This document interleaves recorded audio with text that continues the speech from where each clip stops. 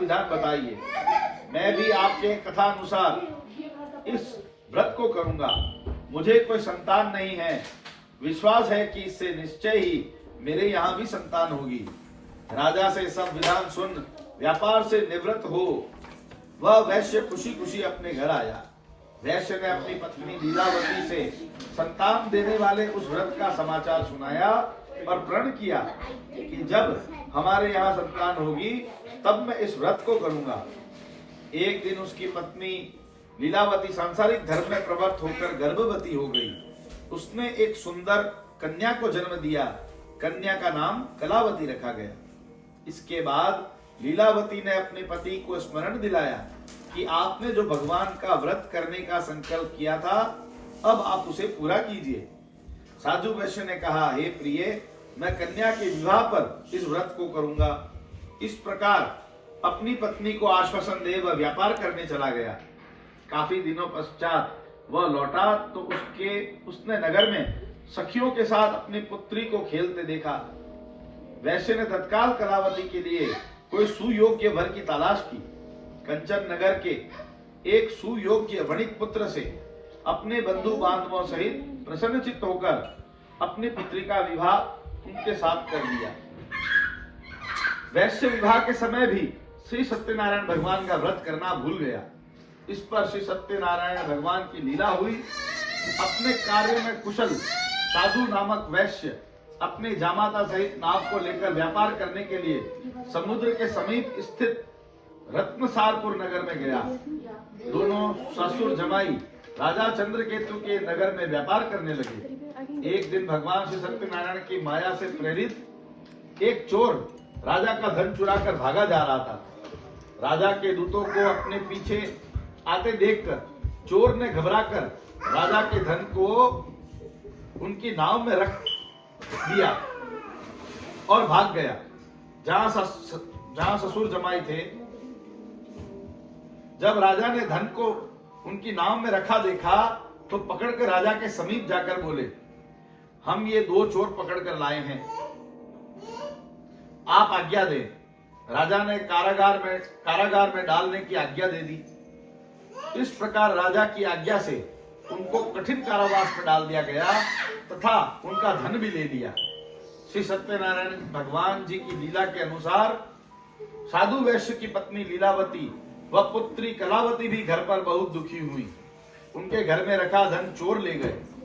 एक दिन शारीरिक व मानसिक पीड़ा से तथा भूख प्यास से अति दुखित होकर भोजन की चिंता में कलावती एक ब्राह्मण के घर गई। उसने श्री सत्यनारायण भगवान का व्रत होते देखा। उसने कथा सुनी तथा प्रसाद ग्रहण कर रात को घर आई। माता ने कलावती से पूछा, हे पुत्री, तू अब तक कहाँ रही, वह तेरे मन में क्या है? कलावती बोली, हे माता, मैंने श्री सत्यनारायण भगवान का व्रत होते देखा है। तब कलावती ने के वचन सुनकर लीलावती ने श्री सत्यनारायण भगवान के पूजन की तैयारी की। उसने परिवार और बंधुओं सहित श्री सत्यनारायण भगवान की पूजन का व्रत किया और वर मांगा कि मेरे पति और दामाद सकुशल शीघ्र ही घर लौट आए। साथ ही प्रार्थना की कि हम सबका अपराध क्षमा करो। श्री सत्यनारायण भगवान जी इस व्रत से संतुष्ट हो गए। उन्होंने राजा चंद्रकेतु को स्वप्न में दर्शन देकर कहा, हे राजन, जिन दोनों वैश्यों को तुमने बंदी बना रखा है वे निर्दोष हैं, उन्हें प्रातः ही छोड़ देना। राजा से वचन कहकर भगवान अंतर ध्यान हो गए। प्रातः काल राजा चंद्रकेतु ने सभा में सबको अपना स्वप्न सुनाया और सैनिकों को आज्ञा दी कि दोनों वणिक पुत्रों को कैद से मुक्त कर सभा में लाया जाए। दोनों ने आते ही राजा को प्रणाम किया। राजा ने उनसे कहा, हे महानुभावों, तुम्हें भावीवश ऐसा कठिन दुख प्राप्त हुआ है, अब तुम्हें कोई भय नहीं है, तुम मुक्त हो। ऐसा कहकर राजा ने उनको नए नए वस्त्राभूषण दिए तथा जितना धन लिया था उनसे दूना लौटाकर आदर से विदा किया। दोनों वैश्य घर को चल दिए। इति श्री स्कंद पुराणे रेवाखंडे श्री सत्यनारायण व्रत कथायाम तृतीयोध्यायः।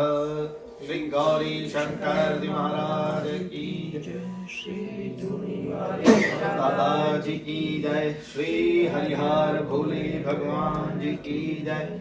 श्री मात नर्मदे हर हर हर सच्चे दरबार की जय। अटाल छत्र की जय। नमः पार्वती हर हर महादेव। श्री गिरिजा महारानी गौ माता की जय। श्री नर्मदा मैया की जय। श्री सत्यनारायण भगवान की जय। की जय। ओम श्री विष्णवे नमः। श्री विष्णवे परमात्मने नमः। श्री विष्णवे परमात्मने नमः।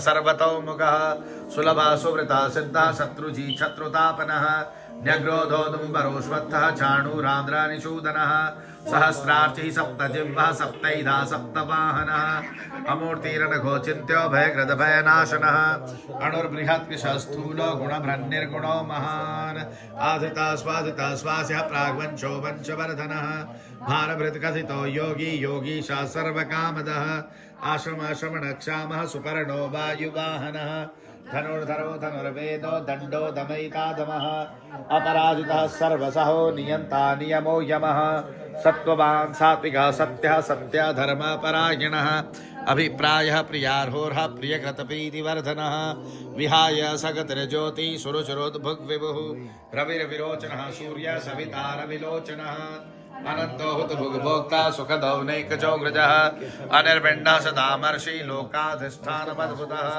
सनात् सनातनरदवः कपिलः कपिरव्ययः स्वस्तिदा स्वस्तिकृत् स्वस्तिः स्वस्ति भुक् स्वस्ति दक्षिणः अरौद्रा कुण्डली चक्री विक्रमयूर्जितशासनः शब्दातिका शब्दशः शिशिरः शर्वरीकरः